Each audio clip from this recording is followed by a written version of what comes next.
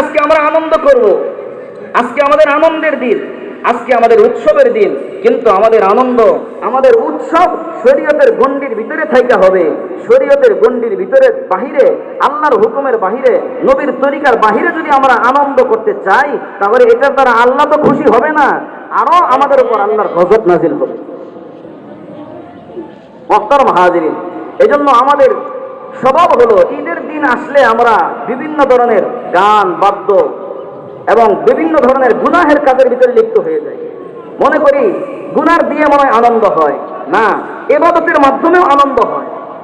আত্মীয় স্বজনের বাড়ি যাবেন, তাদেরকে দাওয়াত করবেন, তাদের বাড়িতে তাদেরকে দাওয়াত করে নিয়ে আসবেন, উপহার দিবেন, একটু গল্প গুজব করবেন, আনন্দ ফুর্তি করবেন, এটাই তো।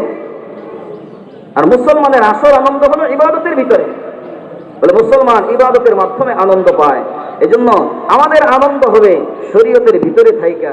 শরীয়তের বাহিরে যদি আমরা আনন্দ করতে চাই, তাহলে সেটা ঈদ হবে না, সেটা ওয়াঈদ হবে, ওয়াঈদ।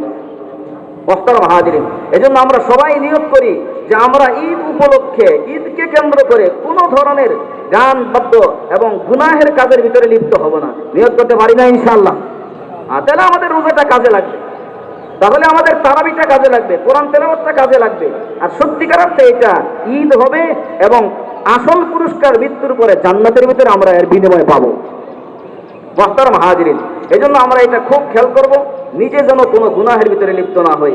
আমার আপনজন, আত্মীয় স্বজন, আমার ছেলে মেয়ে, যাদের উপর আমার কর্তৃত্ব চলে, ক্ষমতা চলে, তারা যেন কোনো ধরনের শরীয়ত গর্হিত কাজের ভিতরে, গুনাহের ভিতরে লিপ্ত না হয়। এটা দেখা, এটা খোঁজ খবর রাখা, এটা আমার দায়িত্ব। এটা আমরা খুব খেয়াল করবো মুহতারাম হাজিরিন। আর এই আনন্দ শুধু আমি একা না, আমার প্রতিবেশী, আমার আপনজন, যারা গরিব অসহায় আছে, তারাও যেন আমার এই আনন্দের ভিতরে শরীক থাকতে পারে।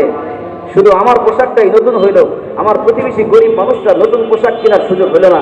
শুধু আমার বাড়িতে বিভিন্ন আইটেমের খাবার রান্না হলো, আমার প্রতিবেশী বাড়ির লোকটার বাড়িতে বিভিন্ন আইটেমের খাবার রান্না করার সুযোগ হইল না।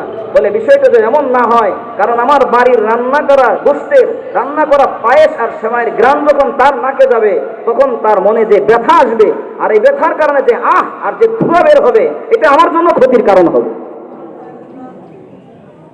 এজন্যই রাসূল কারীম সাল্লাল্লাহু আলাইহি ওয়াসাল্লাম সাদকায়ে ফিতরের বিধান দিয়েছেন।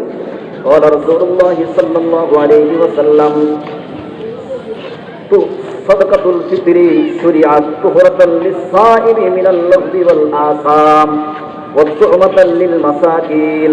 সাদকায়ে ফিতর এটা দুই কারণে দেওয়া হয়েছে। একটা হলো আমরা রোজা রাখছি, রোজার ভিতরে ত্রুটি হয় নাই, বিচ্যুতি হয় নাই, ভুল ভ্রান্তি হয় নাই, এটা কি আমরা বলতে পারবো? ভুল তো হয়েই গেছে। এজন্য এই ভুল ভ্রান্তি যেন আল্লাহ তাআলা ক্ষমা করে দেন, এটার কাফারা যেন হয়ে যায়, এই উদ্দেশ্যে সাদকায়ে ফিতর দিতে হয়। আরেকটা হলো গরিব অসহায় মিসকিন যারা আছে, তাদেরও যেন এক বেলা দুই বেলা খাবারের ব্যবস্থা হয়, এই জন্য সাদকায়ে ফিতর দিতে হয়। সাদকায়ে ফিতর আমারটাও দিতে হবে, আমার ছেলে মেয়েরটাও দিতে হবে। এরা যদি নাবালেগ থাকে, গত রাত্রিতে যেই ছেলেটা আজকে ফজরের নামাজের আগে, অর্থাৎ সেহরি সময় শেষ হওয়ার আগে যেই ছেলেটা জন্মগ্রহণ করছে, যেই মেয়েটা জন্মগ্রহণ করছে, তার পক্ষ থেকেও সাদকায়ে ফিতর দিতে হয়। কথাটা বুঝে আসছে? গত রাত্রিতে যেই ছেলে মেয়ের জন্ম হয়েছে, তাদের পক্ষ থেকেও ফিতরা দিতে হবে।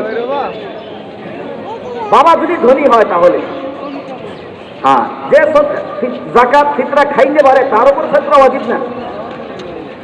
যে ফিতরা দিবে, যে যাকাত দিবে, সে তো আর খাইতে পারবে না, আর যে খাবে তাকে দেওয়া লাগবে না, মানে তার দিতে হবে না, তার জন্য দেওয়া ওয়াজিব।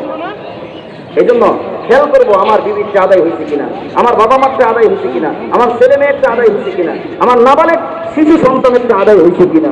সর্বনিম্ন তো 100 টাকা বলা হয়েছে, কিন্তু 100 টাকায় বর্তমান বাজারে কি হয় আপনারা বলেন? হয় কিছু? একজন গরিবের আমি 100 টাকা দিলাম, সে 100 টাকা কি করতে পারবে? এই জন্য সাদকায়ে ফিতরে সর্বোচ্চ হলে 4000 টাকা।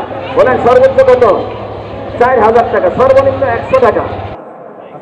4000 দিতে না বললাম, 1000 তো দিতে পারি, 500 তো দিতে পারি, 1500 তো দিতে পারি। এই জন্য সাদকায়ে ফিতর হিসাব করে আমরা আদায় করব, যেন আমার এই আনন্দের সাথে সকলেই শরীক থাকতে পারে।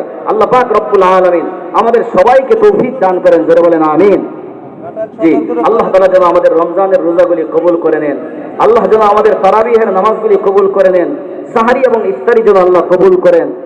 আজকে আল্লাহ তাআলার পক্ষ থেকে যেন আমরা সকলেই ক্ষমার ঘোষণা পেয়ে এখান থেকে বিদায় হইতে পারি। আল্লাহ তাআলা আমাদেরকে সেই তৌফিক দান করেন। সকলে বলেন আমিন।